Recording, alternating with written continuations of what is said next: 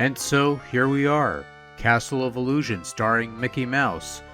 Originally released for the Sega Genesis in 1990, courtesy of Sega's AM7 division, and being played here on the Sega Genesis Mini plug-and-play system, released almost 3 decades later. It's the first time I got to play this game in its original incarnation, although I did dabble in the remake that came out in 2013, but that's honestly all I did since I've wanted to come back to it at a later time and quite frankly never got around to it.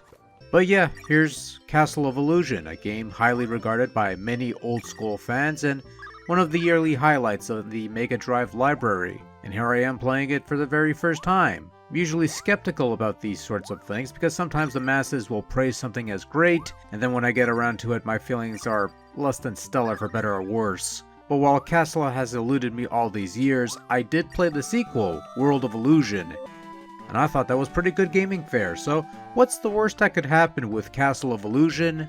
Well, the worst that could happen is I'm playing this on a mini console rather than an actual cartridge inserted into my Sega Genesis system, so that's a bit of a damper, but despite that misgiving, Castle of Illusion is a rather pleasant little platformer that oozes charm and personality, and also helps that it's a fine game in its own right. The story of Castle of Illusion starring Mickey Mouse is rather basic fare. You control Mickey Mouse on a quest to save Minnie from the evil witch Mizrabel. To accomplish this task, you'll have to traverse through 5 levels to gather the rainbow gems that will grant you access to the castle keep where Mizrabel resides. Mickey Mouse is a rather modest player. He walks at a gingerly pace, he could jump, he could crouch, occasionally swing vines, and not much else. At first, he only has one means of attack, bouncing off enemies, accomplished by pressing the jump button while airborne. However, along the way, Mickey can collect apples, marbles, and other gimmicks depending on the realm that can be used as long-range weapons provided you have the sufficient ammunition. When Mickey collides with an enemy or touches a hazard, he loses a health point, of which you start with 3, but can gain up to 5. Once all his points are gone, or if he falls into a pit, he loses a life. Naturally, you lose all your lives and the game ends. It's pretty standard platforming fare for the most part. And that's perhaps one of the things that makes Castle of Illusion a fun little game. It's a rather approachable game whose gameplay is very simple to pick up and understand. Doesn't take long to figure out how everything works, and it's just a wonderfully charming game that enhances the experience. Controlling Mickey is straightforward enough, it's tight and responsive. The game even provides a few button configurations for you to experiment with, though really you're just using only 2 buttons for the majority of the game, so it's not that big of a deal. The game does provide a difficulty select, including an abbreviated practice mode, lets you romp through 3 truncated levels, but frankly, such a mode seems redundant considering the default difficulty of Castle of Illusion lies somewhere within the lower end of the spectrum. There might be a couple trouble spots here and there, mostly in boss battles and figuring out their basic patterns at first. For the most part, even a less experienced player shouldn't have too much trouble going through the game's numerous stages, which are nicely varied and have their own unique stories to tell.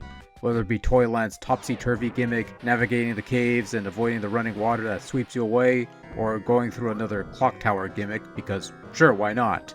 However, the game does provide a hard difficulty to challenge the more experienced players, should you care for such things, of course.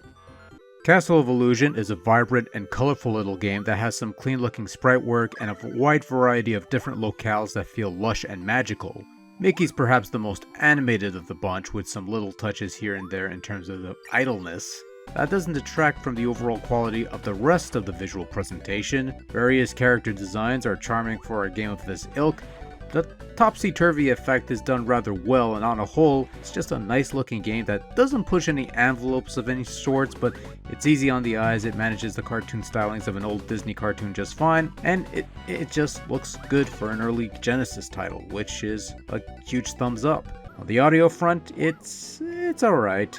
The tunes of Castle of Illusion might not push the musical abilities of the Mega Drive to its full potential, whatever that means, and they do indeed sound a bit lacking in the substance, which is understandable considering it's an early Genesis title, but at the very least they fit the overall experience, the worlds that Mickey traverses in, and well, these are just charmingly pleasant little tunes. Sound effects try to go for more cartoony sounding sound effects to somewhat mixed results, but they don't detract from the overall experience otherwise.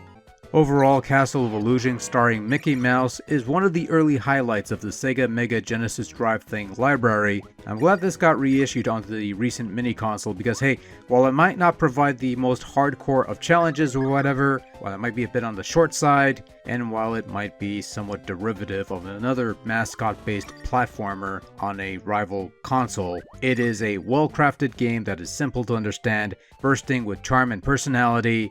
It's just, quite frankly, just a damn fun game to play. Even if you're not the biggest Disney nut out there, if you just like fun platformers with color and life, why not give Castle of Illusion a shot? It's, quite frankly, good stuff, despite being easy and short and whatever, but it's good stuff regardless, and it's fun. And I enjoyed playing this. Amazing. Wonderful. So I guess I gotta play Fantasia now. We'll save that for later.